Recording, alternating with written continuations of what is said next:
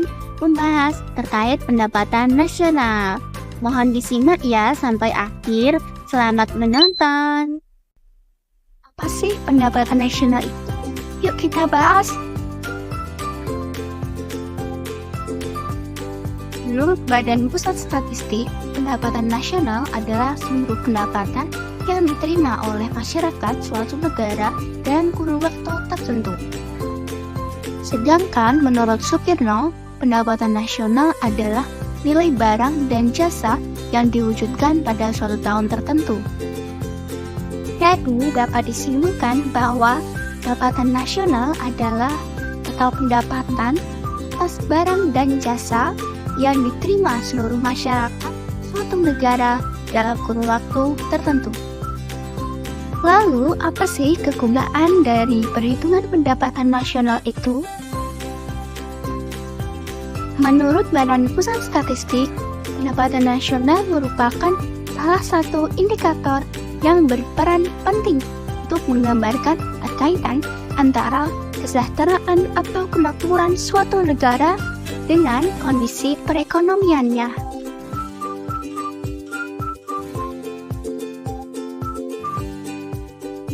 Dan berikut beberapa kegunaan dari perhitungan pendapatan nasional menurut Sukirno.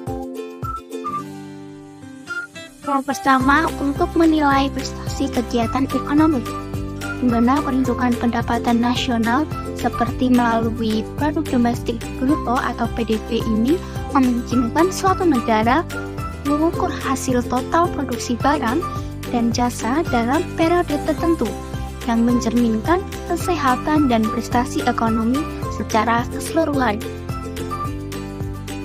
Yang kedua, untuk menentukan pencapaian tingkat pertumbuhan ekonomi dengan membandingkan data pendapatan nasional dari waktu ke waktu, misalnya dari tahun ke tahun. Pemerintah dan ekonom dapat menghitung laju pertumbuhan ekonomi dan menilai efektivitas kebijakan yang telah diterapkan. Yang ketiga, untuk memberi informasi struktur kegiatan ekonomi, di mana data pendapatan nasional biasanya dirinci berdasarkan sektor, misalnya sektor pertanian, industri, jasa, dan yang lainnya. Nah, analisis ini memberikan gambaran tentang kontribusi relatif tiap sektor terhadap perekonomian total, membantu dalam memahami struktur ekonomi negara. Keempat, memberikan gambaran mengenai taraf kemakmuran, di mana pendapatan nasional per kapita atau total pendapatan dibagi jumlah penduduk sering digunakan sebagai indikator kasar dari tingkat kesejahteraan atau taraf kemakmuran rata-rata penduduk suatu negara, meskipun angka ini memiliki keterbatasan dalam menangkap Lalu yang kedua, sebagai dasar untuk membuat ramalan dan perencanaan kebijakan. Pemerintah dan lembaga internasional menggunakan data historis dan tren pendapatan nasional sebagai landasan merumuskan kebijakan ekonomi di masa mendatang, membuat proyeksi atau ramalan pertumbuhan, dan merencanakan alokasi sumber daya. Setelah membahas kegunaan perhitungan pendapatan nasional, selanjutnya kita akan membahas tentang faktor-faktor yang mempengaruhi pendapatan nasional. Jadi, apa aja sih faktor yang mempengaruhi? Yuk kita cari tahu. Yang pertama yaitu sumber daya manusia. Investasi pendidikan dan pelatihan sumber daya manusia meningkatkan kualitas tenaga kerja. Hal ini menentukan besarnya pendapatan nasional suatu negara, karena tenaga kerja yang terampil, sehat, dan berpendidikan dapat meningkatkan efisiensi serta inovasi dalam produksi, sehingga produktivitas dan pendapatan nasional meningkat. Yang kedua yaitu sumber daya alam. Negara dengan potensi sumber daya alam yang melimpah memiliki peluang besar untuk meningkatkan pendapatan nasional jika pengelolaannya dilakukan secara efektif dan berkelanjutan. Contohnya, Indonesia yang kaya akan SDA harus mampu mengelola sumber daya ini dengan baik agar dapat meningkatkan pendapatan nasional secara signifikan. Lalu yang ketiga adalah konsumsi dan tabungan. Tingkat konsumsi yang tinggi menunjukkan permintaan barang dan jasa yang besar, sehingga mendorong produksi dan pertumbuhan ekonomi. Begitu pula dengan tabungan. Semakin tinggi tingkat tabungan, semakin besar pula peluang investasi yang dapat mendorong pertumbuhan ekonomi. Yang keempat yaitu kebijakan pemerintah. Kebijakan pemerintah seperti fiskal, moneter, dan regulasi sangat mempengaruhi iklim ekonomi. Kebijakan mendukung pertumbuhan seperti pengurangan pajak dan kemudahan berusaha dapat meningkatkan pendapatan nasional. Yang kelima yaitu permintaan dan penawaran agregat. Keseimbangan ini menentukan tingkat produksi dan harga. Jika permintaan agregat meningkat, maka produsen akan meningkatkan produksi sehingga pendapatan nasional naik. Dan jika penawaran agregat menurun, maka produksi dan pendapatan nasionalnya juga akan terpengaruh. Lalu yang keenam adalah investasi. Investasi dapat meningkatkan kapasitas produksi suatu negara. Besar investasi, maka banyak barang dan jasa yang dapat diproduksi, sehingga pendapatan nasional akan meningkat. Investasi juga mendorong inovasi dan efisiensi produksi pada pertumbuhan ekonomi jangka panjang. Lalu yang ketujuh adalah teknologi. Perkembangan teknologi meningkatkan efisiensi produksi dan kualitas barang serta jasa. Teknologi membantu proses produksi yang lebih cepat, murah, dan ramah lingkungan. Inovasi teknologi membuka peluang pasar baru dan meningkatkan daya saing produk dalam negeri. Oleh karena itu, kemajuan teknologi menjadi faktor kunci dalam meningkatkan pendapatan nasional. Materi selanjutnya yaitu komponen pendapatan nasional. Materi pertama ada GDP, Gross Domestic Product. GDP adalah nilai barang atau jasa suatu negara yang dihasilkan oleh faktor-faktor produksi milik warga negara tersebut dan warga negara asing atau WNA yang tinggal di negara tersebut. Adapun rumus GDP yaitu pendapatan WNI dalam negeri ditambah pendapatan WNA dalam negeri. Yang kedua ada GNP, Gross National Product. GNP adalah nilai barang atau jasa yang dihasilkan oleh faktor-faktor produksi warga negara yang tinggal di dalam negeri maupun luar negeri, namun tidak termasuk WNA di negara tersebut. Adapun rumus GNP yaitu pendapatan WNI dalam negeri ditambah pendapatan WNI luar negeri dikurangi pendapatan asing dalam negeri. Yang ketiga ada NNP. NNP yaitu Net National Product.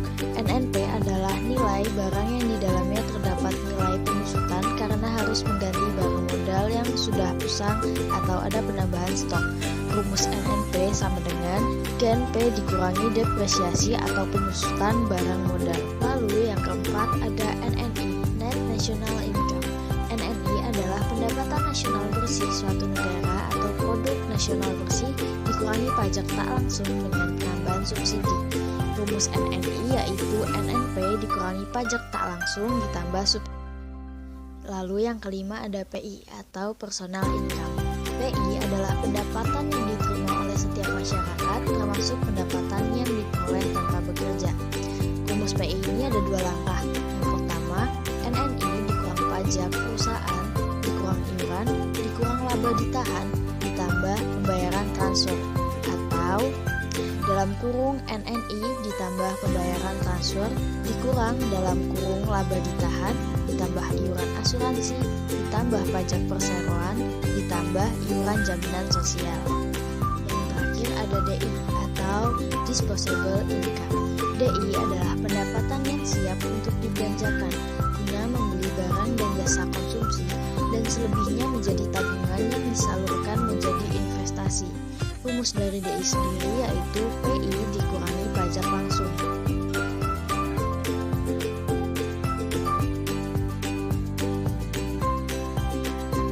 Terdapat 3 metode untuk menghitung pendapatan nasional, yaitu metode produksi, metode pendapatan, dan metode pengeluaran. Yang pertama, metode produksi. layar. Terlihat ada pabrik yang menghasilkan barang, kemudian barang tersebut dijual dan digunakan oleh masyarakat. Semua proses ini disebut sebagai kegiatan produksi. Metode produksi membentuk pendapatan nasional dengan cara menjumlahkan nilai tambah di seluruh sektor produksi selama 1 tahun. Dan rumusnya adalah Y sama dengan Q1 kali P1 tambah Q2 kali P2 dan seterusnya sampai Qn kali Pn dengan keterangan Q berarti jumlah barang atau jasa, P berarti harga barang atau jasa, dan N menunjukkan banyaknya jenis barang atau jasa yang diproduksi. Jadi, semakin besar nilai produksi barang atau jasa suatu negara, semakin tinggi juga pendapatan nasionalnya. Selanjutnya kita bahas metode pendapatan. Coba perhatikan gambar di layar. Ada karyawan yang menerima upah, investor yang mendapat bunga, dan pengusaha yang memperoleh laba. Nah, disinilah pendapatan nasional dihitung. Metode pendapatan menghitung pendapatan nasional dengan cara menjumlahkan semua pendapatan yang diterima oleh pelaku ekonomi seperti upah, sewa, bunga, dan laba. Dengan rumusnya adalah Y sama dengan upah tambah sewa, tambah bunga, tambah laba. Dengan keterangan Y berarti pendapatan. Jadi seluruh pendapatan dari tenaga kerja, pemilik tanah, pemilik modal, dan pengusaha akan dijumlahkan untuk mengetahui total pendapatan nasional. Selanjutnya kita akan membahas metode pengeluaran. Coba teman-teman perhatikan gambar di layar. Ada 4 sektor ekonomi yang terlibat, yaitu rumah tangga, perusahaan, pemerintah, dan luar negeri. Setiap sektor melakukan pengeluaran untuk berbagai keperluan ekonomi. Metode pengeluaran menghitung pendapatan nasional dengan cara menjumlahkan seluruh pengeluaran dari 4 sektor tadi. Dengan rumusnya adalah Y sama dengan C tambah I tambah G tambah ekspor dikurangi impor. Dengan keterangan C berarti konsumsi, I berarti investasi, G berarti pengeluaran pemerintah, dan ekspor dikurangi impor menunjukkan kegiatan dengan luar negeri. Jadi, semakin besar pengeluaran dari 4 sektor tadi, maka semakin besar juga pendapatan nasional suatu negara. PDB real versus PDB nominal. Apa itu PDB? PDB atau produk domestik bruto adalah ukuran total nilai seluruh barang dan jasa akhir yang diproduksi di dalam suatu negara atau wilayah pada periode waktu tertentu, biasanya 1 tahun. Apa itu PDB nominal? PDB nominal dihitung berdasarkan harga saat ini atau harga yang berlaku pada tahun berjalan. Jadi kalau harga naik, PDB nominal juga naik meskipun jumlah produksinya tetap. Lalu apa itu PDB real? PDB real dihitung berdasarkan harga konstan dari tahun dasar. Jadi PDB real menunjukkan pertumbuhan nyata dari jumlah produksi, bukan dari kenaikan harga. Mari kita lihat contohnya. Misalnya di tahun pertama dan kedua, jumlah barang yang diproduksi sama, tapi harganya naik. Maka PDB nominal naik karena harga, dan PDB real tetap karena produksi tidak berubah. PDB real dianggap lebih penting daripada PDB nominal. Kenapa? Para ekonom lebih memilih PDB real karena mengukur kinerja ekonomi yang sebenarnya dengan menyesuaikan adanya inflasi atau deflasi, sehingga memberikan gambaran yang lebih akurat tentang pertumbuhan ekonomi atau kontraksi ekonomi dari waktu ke waktu. Lalu ada deflator PDB. Cara menghitung deflator PDB menggunakan rumus sebagai berikut. Deflator PDB adalah PDB nominal dibagi PDB real dikali 100. Deflator PDB dihitung untuk mengukur tingkat inflasi. Jika deflator naik, inflasi terjadi. Jadi ingat ya, PDB nominal itu pakai harga saat ini, PDB real pakai harga tetap. Kalau mau tahu ekonomi benar-benar tumbuh, lihat PDB realnya.